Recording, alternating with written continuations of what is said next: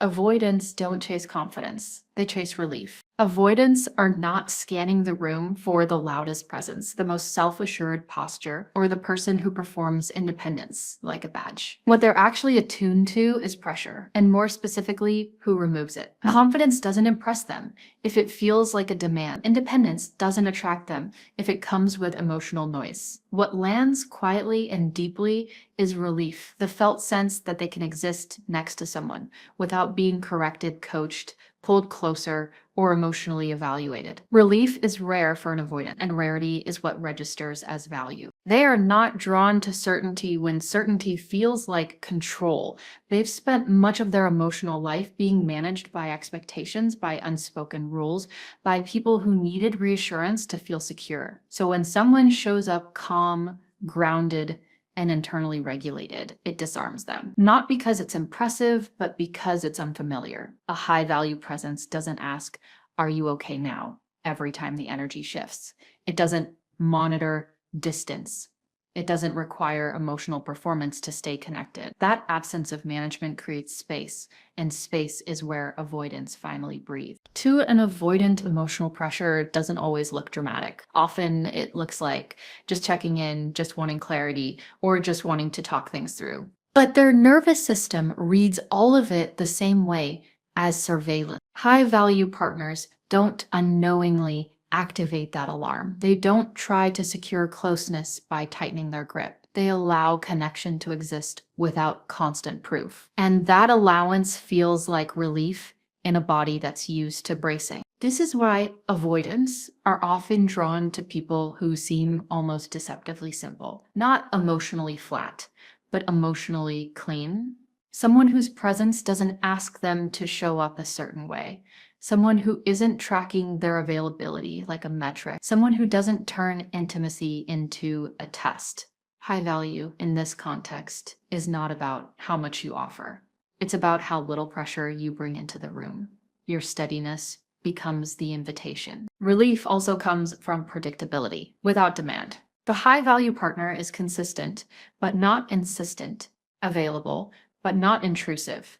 They don't confuse access with entitlement. They don't interpret every pause as a problem to solve. This kind of energy allows avoidants to stay present longer than they usually can, because they're not defending their autonomy at every turn. What most people miss is this: avoidants don't move toward what feels good in the moment. They move toward what feels safe in their body. And safety, for them, begins where emotional pressure ends. That's why they may not praise this quality. They may not even consciously recognize it, but they feel it and they orient toward it. So when an avoidant calls someone different or says, "It just feels easy with you," this is what they mean: not excitement, not intensity, relief. And in their world, relief is the highest form of attraction there is. They don't want someone distant. They want someone complete. Avoidants are often misunderstood as people who only want space, detachment, or emotional distance. That's not accurate. What they recoil from isn't closeness, it's enmeshment. It's the feeling that another person's emotional stability depends on their availability. A high-value partner doesn't create that pressure. They are self-contained, not closed off, not unreachable, just internally. Self-containment means your emotional state doesn't leak into the room unchecked. You don't arrive carrying unprocessed anxiety, hoping someone else will absorb it for you. You don't need constant reassurance to stay regulated. You can feel uncertainty without outsourcing it. For an avoidant, this is profoundly disarming. They're used to being the stabilizer, the regulator, the one who has to manage someone else's emotional weather. When they encounter someone who manages their own inner world, it immediately registers as safety. This is where people get it wrong. They think pulling back, acting aloof, or minimizing feelings will make them more attractive to an avoidant. But detachment feels just as unsafe as neediness, just in a different way. Detachment signals emotional unavailability. Self-containment signals emotional maturity. The difference is subtle, but avoidants feel it instantly. One creates distance, the other creates trust. A self-contained partner can be close without gripping. They can care without collapsing. They can express desire without attaching their worth to the outcome. That's what makes them high value. They don't make intimacy feel like a contract you accidentally signed. There's no unspoken clause that says, if you pull back, I fall apart. Instead, there's a quiet understanding. Connection is chosen, not enforced. Avoidants are deeply sensitive to emotional obligation. When they sense that someone needs them to stay regulated, to feel okay, or to feel secure, their nervous system goes into retreat. A self-contained partner removes that threat. They show through behavior that closeness is an addition to an already full life, not a lifeline. That distinction changes everything. This kind of presence doesn't announce itself. It doesn't demand recognition. It's felt in how someone responds to uncertainty, to pauses, to moments of distance. They don't rush to fix the feeling. They don't escalate emotion to regain connection. They stay grounded, and that groundedness invites the avoidant forward in a way pursuit never could. This is an emotional absence. There is warmth here.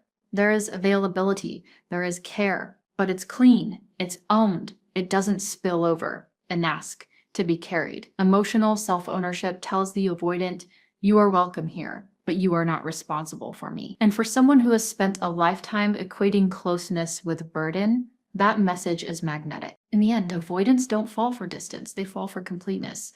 For someone who can stand on their own feet and still choose connection, not out of fear, but out of desire, what scares them isn't honesty. It's pursuit disguised as honesty. Avoidants are often accused of being afraid of feelings, but that's not the real threat. What unsettles them is emotional intensity that keeps coming back for confirmation, validation, or resolution.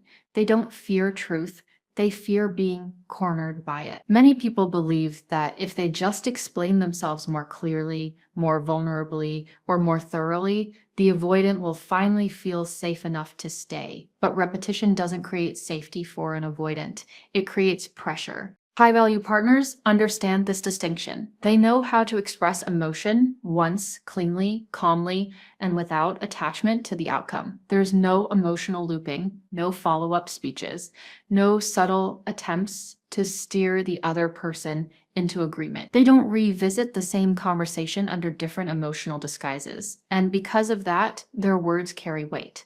Not because they're persuasive, but because they're final. Avoidants respect this kind of clarity more than they ever admit.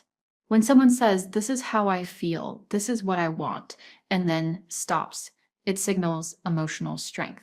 It tells the avoidant they are not being recruited into managing someone else's internal state. The sentence ends without an unspoken demand, so now fix it. And that absence of demand is what makes the message land. Pursuit often hides behind honesty. It sounds like vulnerability, but it feels like insistence. It shows up as repeated check-ins, emotional updates, and processing that never quite resolves.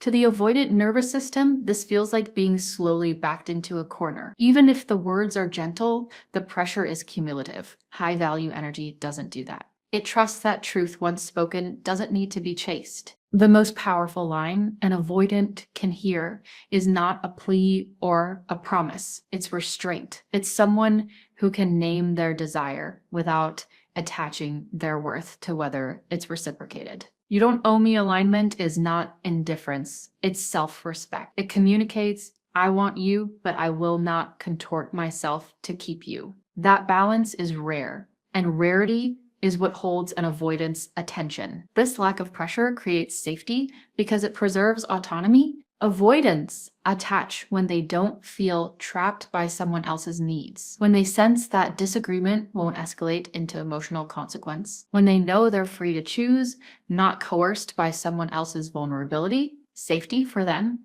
is not about being understood, it's about being unburdened. And ironically, this is what allows them to move closer. When clarity doesn't come with pursuit, they don't have to pull away to protect themselves. They can stay present, they can reflect, they can feel on their own timeline. Emotional clarity without pursuit doesn't demand attachment. It makes room for it. High-value partners don't chase emotional resolution. They offer truth and let it stand. And for an avoidant, that quiet confidence is not just respectful, it's irresistible. The most attractive boundary is the one that doesn't explain itself. Avoidants don't experience explanations as reassurance. They experience them as leverage. The moment a boundary comes with a paragraph, a justification, or an emotional backstory, it stops feeling like a boundary and starts feeling like a negotiation. And negotiations trigger resistance. Not because avoidants want to cross lines, but because they're highly sensitive to anything that threatens their autonomy. High-value partners understand this instinctively. They don't over-clarify their standards in hopes of being understood. They don't soften their limits to keep the peace. They don't frame boundaries as requests waiting for approval. They state them once and then they act in alignment. There's no emotional defense, no convincing, no argument disguised as explanation. This is where many people lose their power without realizing it. They believe that if they explain their boundary well enough, it will be respected. But to an avoidant, explanation signals uncertainty. It suggests that the boundary might be flexible under enough emotional pressure. High-value energy does the opposite. It communicates certainty without force. This is where I stand. No push, no pull, just presence. Avoidants are accustomed to power struggles that are disguised as communication. They've learned to read emotional discussions for hidden agendas. When someone doesn't defend their boundary, it disrupts that pattern. There's nothing to push against. Nothing to debate, nothing to win. And that absence of friction creates an unexpected sense of respect. They're not being managed or corrected. They're being trusted to respond as they choose. This is what quiet finality looks like. You don't threaten consequences. You don't announce ultimatums. You simply let your actions speak. If a standard isn't met, you adjust your proximity. If a line is crossed, you remove access. There's no emotional escalation, because the boundary was never about control. It was about self-respect. For avoidance, this is disarming. They're used to boundaries that are really attempts at closeness, rules meant to pull them in tighter. A clean boundary does the opposite. It leaves their freedom intact. And freedom is what allows them to stay. When they don't feel boxed in, they don't need to escape. The paradox is this: boundaries that don't need defense feel safer than boundaries that demand agreement. They say, I'm not here to change you. That message matters to someone who has spent their life resisting being shaped by others' expectations. It tells them they are respected as an autonomous adult, not managed like a problem to fix. And that respect changes the dynamic. Avoidants don't feel controlled. They feel seen. They don't feel pressured. They feel free. And in that freedom, something unexpected happens. They lean in, not because they were convinced, but because the space was held without force. They test with distance. High value responds with stability. Avoidants don't always pull back because they're losing interest. Often they pull back to regulate. Distance is how they regain a sense of internal control when closeness starts to feel overwhelming. And whether consciously or not, they'll act closely during this moment. Not to see if you care, but to see how you hold yourself when access is loose. This is where most dynamics are decided. When an avoidant creates space, many people react reflexively. They spiral internally. They over-communicate in hopes of restoring equilibrium. They ask clarifying questions, send emotional check-ins, or subtly try to resecure the bond. To them, it feels like care. To the avoidant nervous system, it feels like pressure. Even if the tone is gentle, high-value partners don't collapse into the gap. They don't interpret distance as abandonment or a problem that must be solved immediately. They remain steady, not cold, not punitive, just grounded. Present when invited, whole when alone. That steadiness is not accidental. It comes from having an internal anchor that doesn't rely on someone else's availability. Avoidants are exquisitely sensitive to emotional reactivity. When they see someone unravel during distance, it confirms their deepest fear that closeness creates responsibility for another person's emotional state. Stability, on the other hand, communicates the opposite. It says, you can take space without causing damage, and that message relaxes the avoidant more than any reassurance ever could. This doesn't mean disappearing or withholding affection to provoke pursuit. That's strategy, and avoidants feel strategy as manipulation. Stability is different. Stability looks like continuing your life, keeping your tone consistent, responding when reached out to without resentment or urgency. There's no silent protest, no emotional withholding. just continuity. What many people don't realize is that avoidants often respect what they don't fully understand. When someone remains regulated during distance, it challenges their internal narrative that closeness equals chaos. It introduces a new experience, connection, that doesn't demand constant maintenance, and that experience is quietly powerful. Distance, in this context, becomes a test, not of loyalty, but of emotional maturity. Can you tolerate uncertainty without escalating it? Can you hold space without filling it?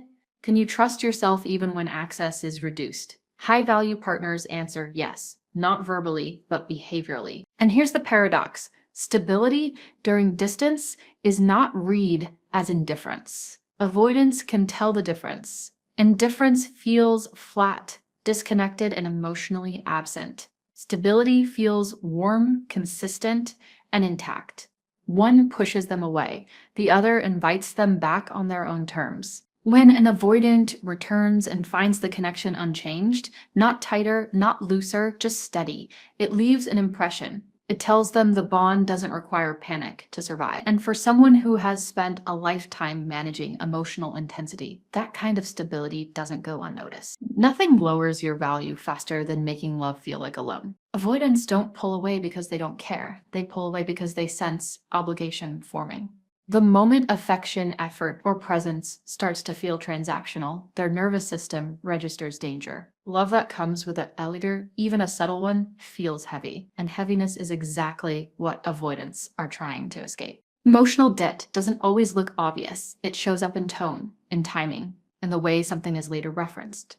A comment like, "after everything I've done," or "I was there for you when," might seem reasonable, but to an avoidant it lands as a bill being slid across the table. Even if repayment isn't demanded outright, the implication is there, and once obligation enters the connection, freedom exits. High-value partners don't operate this way. They don't keep score of who showed up more, who gave more, who waited longer. They don't imply sacrifice to secure appreciation. They don't remind someone of their effort to earn commitment.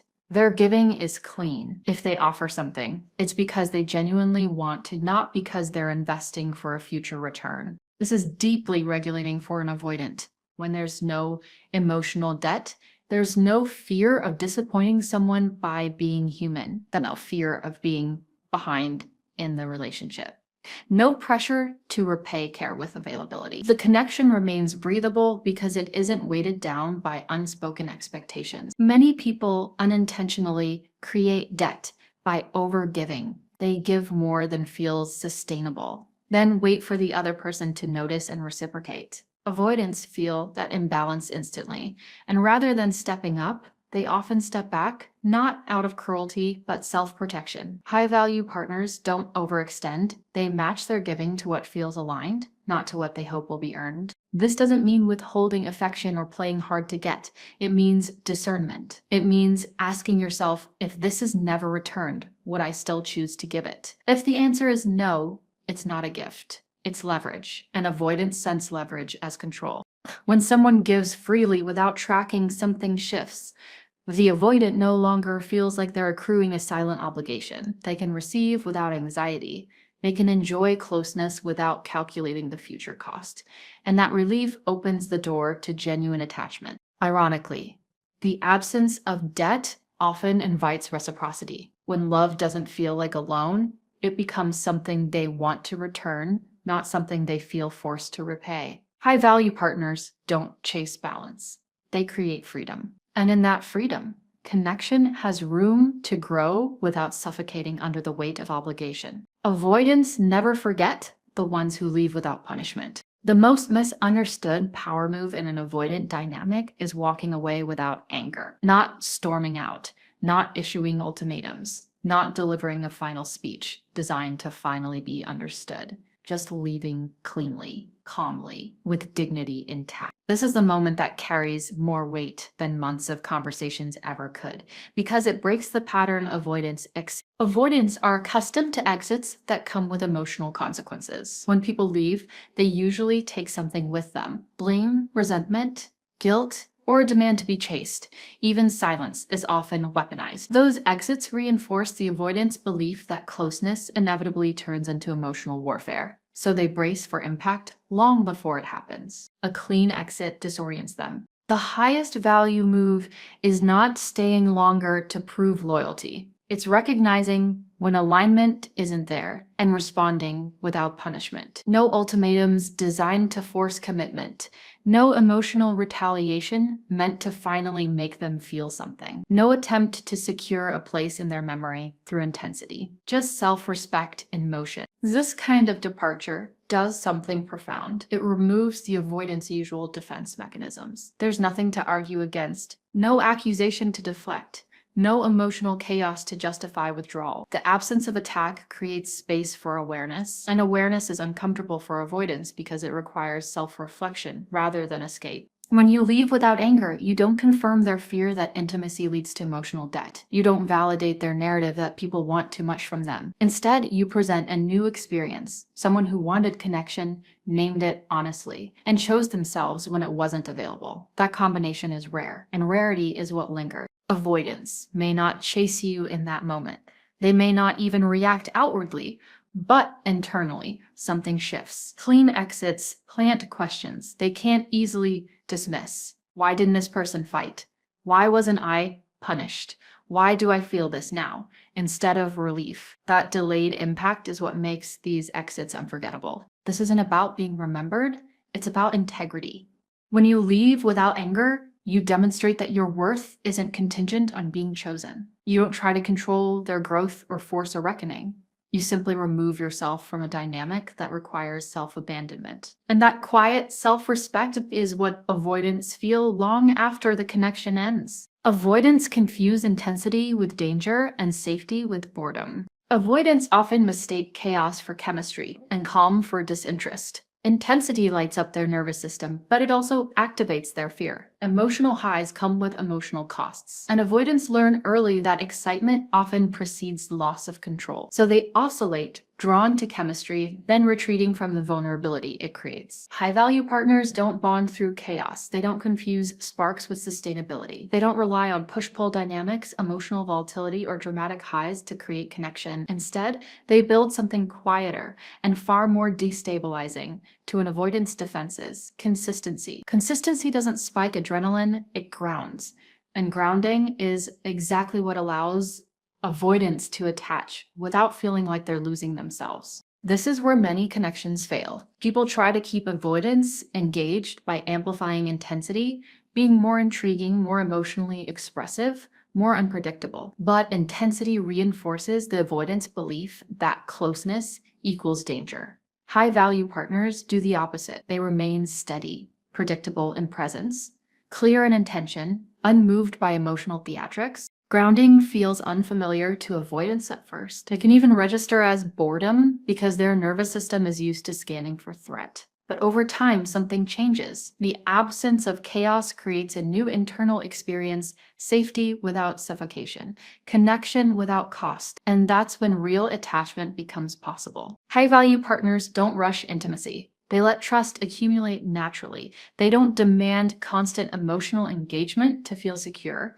Their consistency is not performative, it's lived. And that lived steadiness slowly retrains the avoidant nervous system to associate closeness with calm rather than confinement. This doesn't mean the connection lacks depth. It means depth isn't built through emotional spikes. It's built through reliability, through showing up the same way on good days and quiet days, through presence that doesn't disappear when things feel ordinary. Avoidants attach when they realize they can stay connected without losing autonomy, when they can be close without being consumed, when chemistry doesn't threaten their sense of self.